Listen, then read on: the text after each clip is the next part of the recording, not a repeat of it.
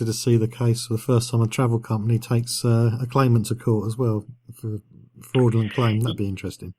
Yeah, well, in fact, there is an opportunity, John, in a law change that was made not too long ago.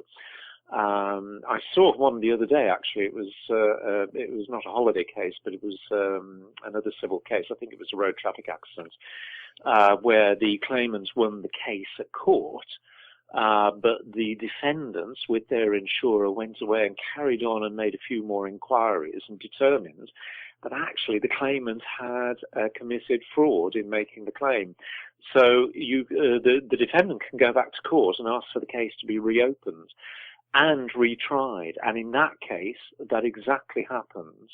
It's only a new law, and as I understand it, the claimant was found guilty, and he went and it's all part of a criminal process, and I think the claimant is now lined up for a criminal charge against them, whatever about any civil law sanction.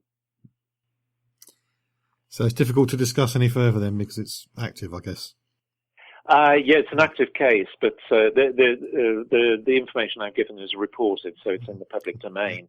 But as I say, yes, it would be interesting if you take up the point we're talking about. If travel companies, as they have claimed this summer, have got information about fraudulent activity of consumers or holidaymakers, or indeed these companies, then they should report them to the police. And if cases are live and have gone through the court, these companies know perfectly well that they can reactivate the case if they've got solid evidence to prove that the claimant was in fact acting fraudulently, or indeed those companies behind them were acting fraudulently. So yeah, it will be very interesting to see if they now start to take action in the way that they are capable and able to do so. You're listening to The Travel Show with John Guinn on ukhealthradio.com. Moving on to a different topic, but no more cheerful, unfortunately. It's been a couple of travel companies have ceased trading. One just before Christmas, which is a specialist. Then a fairly large, small one, if that makes sense, a couple of days ago. And there was quite a few specialists who went under last year. Are we seeing an increase in the number of travel companies going bust, or was it just sort of the average just going along as normal? I think we're in a kind of a peak situation, in a kind of a peak and trough cycle. I was asked this question on radio the other day about why was it happening, and I think it is for a number of reasons. It is let's be clear about this. We're living through somewhat difficult times. Our economies are somewhat fragile, and I'm not going to get into this subject too much, hopefully, but the dreaded word Brexit, with its currency fluctuations, which, as you know, John, travel companies transact in foreign currencies, and, fluctuations really hurt them. And, the political uncertainty arising from Brexit is definitely having an effect. And dare I say, in less than 20 days' time, another effect on the global market is the installment of President Trump, and the nervousness that followed, what happened to him when he won the election in the United States. So, all of these factors are combined. It's almost like creating the perfect storm. And but I think it raises another couple of important questions. See, last summer we had low-cost holidays, as you know, which collapsed. And there was something like 24,000 people affected by that, either in resort or, about to go.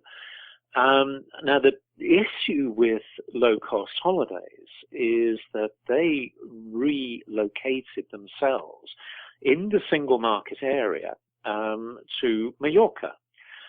Because that's the rules of the single market. Companies, any British company can relocate to any country in the European Union if they feel that there is a better regime in taxation or regulation or whatever it is. And that was what exactly happened with low-cost holidays. And one of the reasons they relocated because there was a different financial protection scheme. So whilst they were advertising your holiday as fully protected, the truth was that the bond was only something like 1.1 million euro, which was insufficient against the extent of their operations. And that is why last summer many holidaymakers found themselves not properly financially covered. The most recent one is, of course, the All Leisure Group and Voyages of Discovery, for example, collapsing. But of course, the difference there is that they are based in the UK, and therefore, under the package travel regulations, they had to ensure there was adequate financial protection, as indeed low-cost holidays did in Spain under the Spanish version of the package travel regulations. And but here in the UK, we have a very robust or reasonably robust consumer financial protection scheme. And what I've discovered through this summer and into the winter months is that there are huge variances in that financial protection scheme cover right the way across the European Union, because the obligation for it comes through the European Union's Package Travel Directive.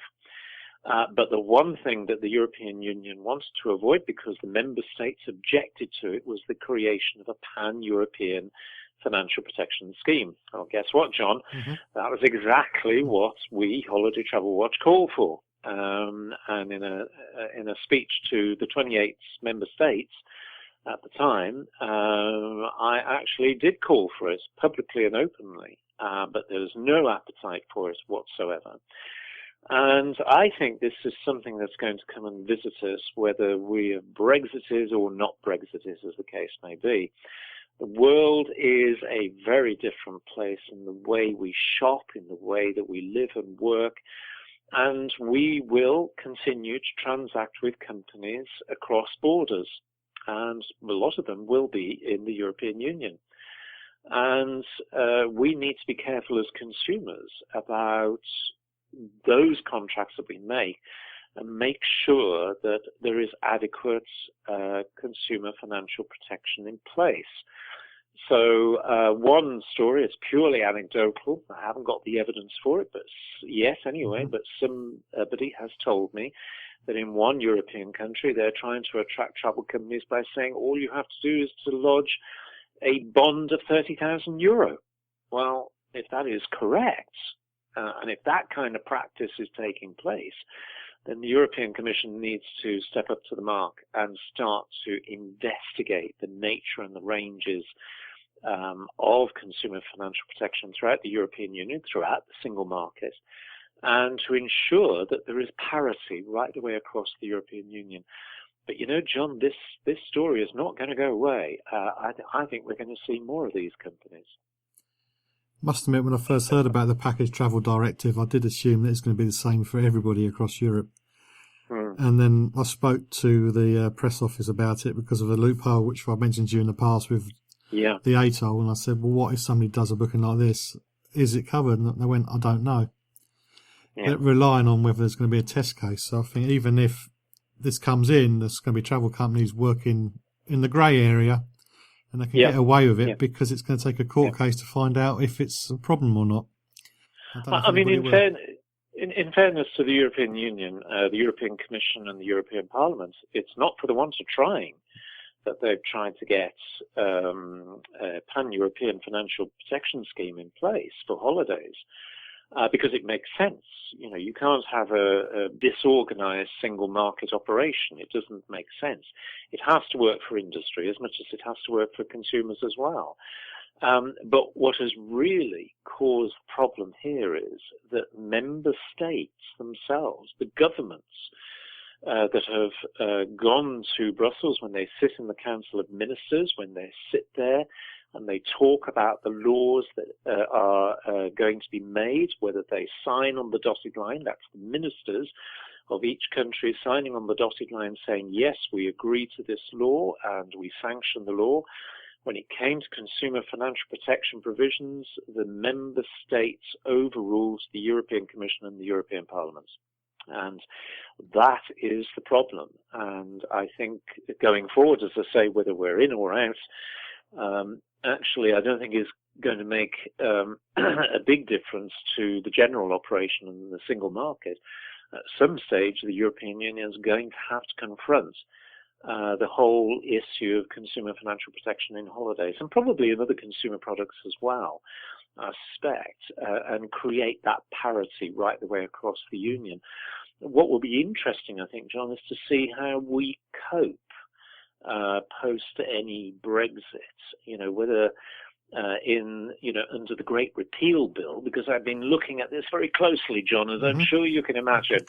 And I understand that those clever men and women down at Westminster are talking about, importing European law or the full gamut of European law into UK law, and then sorting it out afterwards. And the way they're going to sort it out is apparently through delegated legislation, statutory instruments to you and me, where a minister sits at the desk and decides what he's going to keep in and what he's going to take out.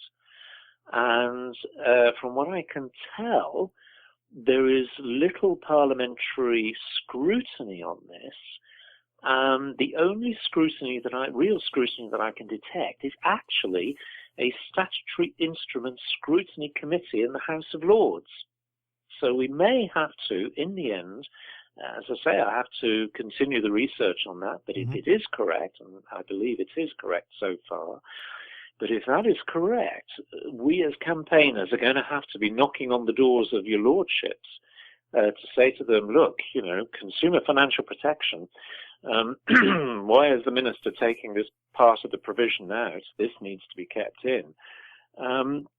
This is a big, big issue as far as, continuing to enjoy the consumer rights that we currently enjoy. And, there is a real danger that we may see a lot of these watered down, and I'm particularly concerned on the consumer financial protection issues.